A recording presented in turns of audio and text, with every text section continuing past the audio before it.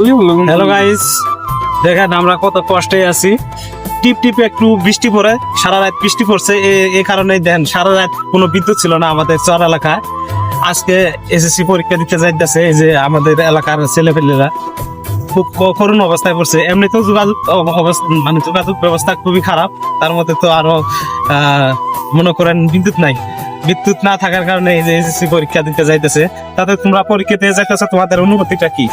হ্যাঁ, আমাদের অনুভূতিটা হচ্ছে যে আমরা পরীক্ষা দিতেছি ভালো, কিন্তু আমাদের এমন করুণ অবস্থা যে মনে করেন সপ্তাহে 4 দিন কারেন্ট থাকে না, এই অবস্থা। মানে অটো চলাচল করে না রাস্তা দিয়ে। তো আজকে আমাদের এই যে এই ভ্যানালা তার একটা ছোট্ট একটা ব্যবসা আছে, তো যাইতেছে। তো আমাদের শুনলো আমরা রাস্তার মধ্যে দাঁড়ায় আছি, অটো পাইতেছি না। তার জন্য আমাদের একটু সাহায্য করার জন্য তার ব্যবসা বাদ দিয়ে এই যে আমাদের ভুরুঙ্গাবাড়ির দিক রওনা।